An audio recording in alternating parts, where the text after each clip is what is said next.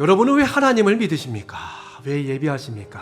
여러 가지 대답이 나오겠지만 우선 하나님이 우리 아버지시기 때문에 우리가 하나님을 섬기고 믿는 것이겠죠. 또한 그분은 사랑이 많으십니다.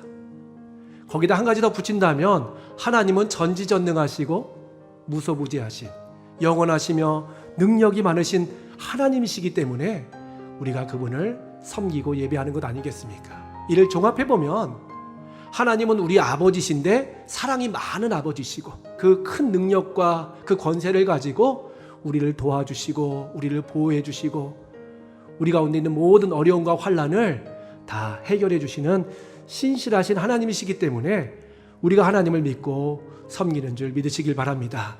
그런데도 불구하고 우리는 약하죠. 하나님을 의심할 때도 있고 하나님께서 두 팔 벌려 우리를 도와주시려고 하고 있지만 우리가 하나님을 망각한 채 때로는 무지하여서 하나님을 찾지 못한 채 실패와 좌절 가운데 빠질 때가 얼마나 많은지 모릅니다. 오늘 본문 말씀에도 하나님 앞에 나가고 싶지만 그 크신 은혜를 받고 싶지만 너무나 연약한 가운데 빠져 있기 때문에 그러한 은혜를 받지 못하는 한 여인이 등장합니다. 이 여인은 바로 우리가 잘 알고 있는 12의 혈루증 걸린 여인이었습니다. 얼마나 힘들까요? 게다가 이 여성의 혈루증은요, 생리적인 현상이 아니라 질병에 의한 출혈 현상이었다는 것입니다. 게다가 26절 말씀에 보니까 이 여인이 12회를 거치면서 그 병을 낫고자 많은 노력을 했던 것 같아요. 많은 의사에게 많은 도움을 요청했지만 오히려 그 여인에게 돌아온 것은 괴로움이었다. 어떤 괴로움? 많은 괴로움이었다라고 기록되어 있습니다. 병을 고치고 싶어서 용하다는 의사를 찾아갔어요. 그래서 의사가 시키는 대로 다 했죠. 이것을 해라, 이 약을 써라. 치료를 받았음에도 불구하고 그 여인에게 돌아온 것은 많은 괴로움이었다라고 기록되어 있습니다. 게다가 가진 것도 다 허비되었다라고 기록되어 있어요. 이 여인도 좋다는 의사를 찾아가서 자기의 모든 것을 다 바친 거예요. 젊었을 때 일하면서 모았던 돈들, 부모로부터 받은 돈들, 자기의 모든 지인들로부터 돈을 다 가지고 와서 아마 이 병원비에 쓰지 않았겠습니까? 그런데 병은 고침받지 않았고 돈은 다 사라진 상태였습니다. 더 안타까운 것은 병세가 점점 더 중하게 되었다라고 기록되어 있습니다. 이 중자라는 것은 무거울 중자예요. 감당하기 힘든 거예요.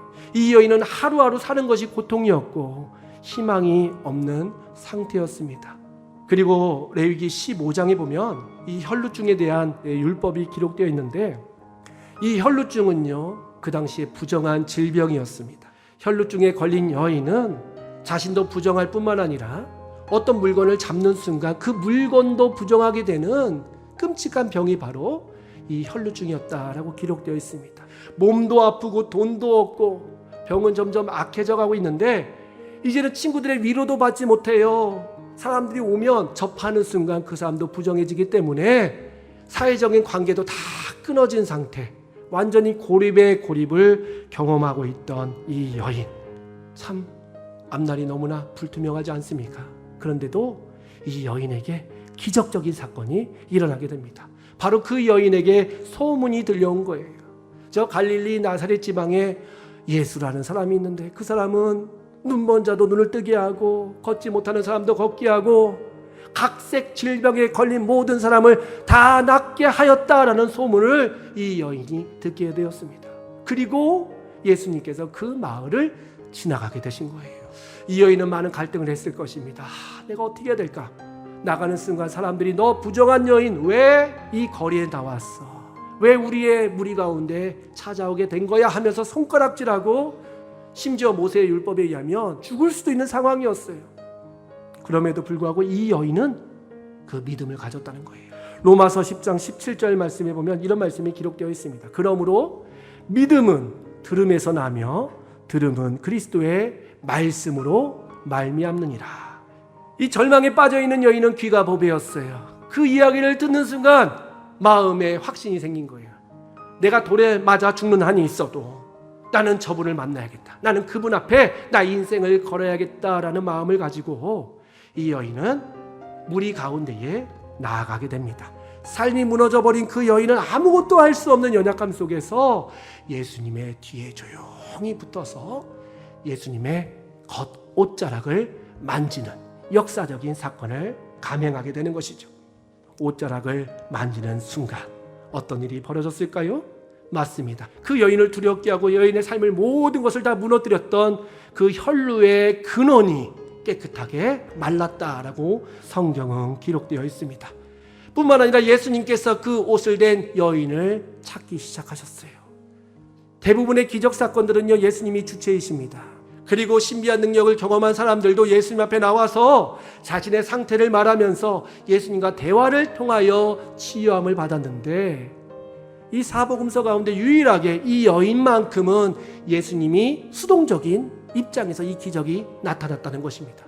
특별히 공간복음이라 일컬어지는 마태복음, 마가복음, 누가복음에 동일하게 이 말씀이 기록되어 있는데, 회당의 대표였던 야이로에게는 딸이 있었는데, 누가복음 8장에 보니까 12살 된 야이로의 딸을 고치러 가는 중간에 혈루증으로 12해 고생했던 여인을 고치시는 사건이 기록되어 있습니다.